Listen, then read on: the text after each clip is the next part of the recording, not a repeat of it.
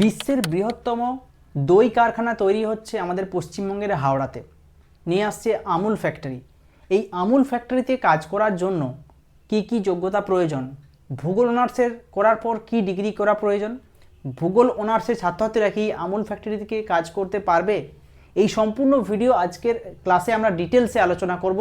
আশা করছি তোমরা এখান থেকে অনেক বেশি তথ্য পাবে, তোমরা ভবিষ্যতে কী নিয়ে পড়াশোনা করবে এবং এই জায়গাতে যদি কাজ করতে চাও তাহলে ভবিষ্যতে কি কোর্স করবে, সম্পূর্ণ ডিটেলস আজকের ভিডিওতে গাইড করার চেষ্টা করব। তো ভিডিওটি প্রথম থেকে শেষ পর্যন্ত পুরোটা দেখে নাও।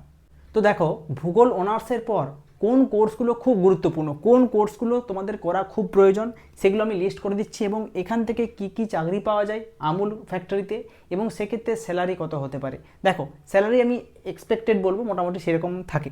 দেখো, প্রথম যে কোর্সটা খুব ইম্পর্টেন্ট সেটা জিআইএস অ্যান্ড রিমোট সেন্সিংয়ের একটা গুরুত্বপূর্ণ কোর্স, যেখানে কিন্তু পিজি ডিপ্লোমা বা এমএসসি জিআইএস ইনফরমেটিক্স যারা করবে তারা কিন্তু একটা ভালো জায়গা পাবে। কেন? কারণ এখানে বিশেষ করে যে সমস্ত জায়গায় চাকরি হয় এখানে সেটা হচ্ছে planning department, logistic analytics, special data team, এই সমস্ত ফিল্ডে কিন্তু এই রিমোট সেন্সিং জিআইএস থেকে চাকরি একটা বিশাল সুযোগ রয়েছে। পরবর্তী রয়েছে ফুড প্রসেসিং।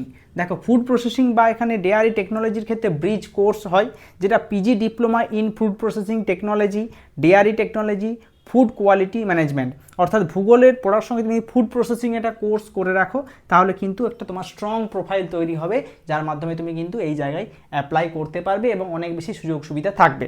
পরবর্তী রয়েছে এমবিএ, অর্থাৎ ভূগোল অনার্সের পর যারা এমবিএ করবে তাদেরও কিন্তু অনেক সুবিধা রয়েছে এবং বিশেষ করে এমবিএ করলে হাই ডিমান্ড একটা রয়েছে তোমাদের জন্য এই বিভিন্ন ফিল্ডে, যেমন রুরাল ম্যানেজমেন্ট, তারপর রয়েছে logistic management, supply chain management, এই সমস্ত ফিল্ডে কিন্তু চাকরি হয়। তাই ভূগোল অনার্সের পর এই 3 ধরনের কোর্স তোমাদের করা খুব প্রয়োজন, যারা আমুল ইন্ডিয়াতে চাকরির জন্য ভাবনা চিন্তা করছো বা যে ফ্যাক্টরি পশ্চিমবঙ্গে আসছে সেই জন্য তোমরা কিন্তু এগুলো কিন্তু মাথায় রাখবে। দেখো, তারপর বলবো যে স্যালারি কেমন হতে পারে।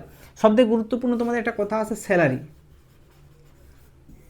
স্যালারি কেমন হতে পারে। দেখো, স্যালারির ক্ষেত্রে আমি এক্সপেক্টেড বলছি তোমাদেরকে, যারা ফ্রেশার্স তাদের স্যালারি মিনিমাম হতে পারে per month 18K two 30K, ফ্রেশার্সদের এটা কিন্তু ঠিক আছে।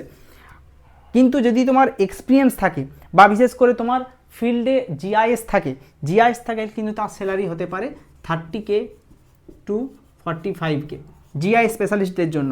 এবং তুমি যদি অ্যাপ্রক্স 3 থেকে 5 ইয়ার্স এক্সপিরিয়েন্স গেইন করতে পারো, যদি এক্সপিরিয়েন্স থাকে, সেক্ষেত্রে তোমার স্যালারি কিন্তু দাঁড়িয়ে যাবে 50K প্লাস, ঠিক আছে। এবং ডিপেন্ড করছে এটা কোন ফিল্ডে তুমি চাকরি করছো, কতদিন করছো তার উপর।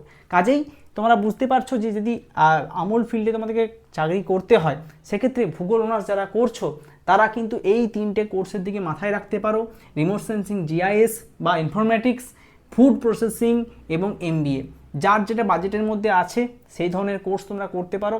এবং পরবর্তীকালে আমি তোমাদেরকে এটাও জানাবো যে এই ধরনের কোর্সগুলো কোন ইউনিভার্সিটিতে করলে বেশি ভালো হয়। তার জন্য চ্যানেলটাকে অবশ্যই ফলো রাখো। তোমার কোনো মতামত থাকলে সেটাও কমেন্টে জানাও। ভিডিওটি কেমন লাগলো অবশ্যই জানিও এবং পরবর্তী ভিডিও পাওয়ার জন্য চ্যানেলটাকে অবশ্যই সাবস্ক্রাইব করে রাখো। ধন্যবাদ।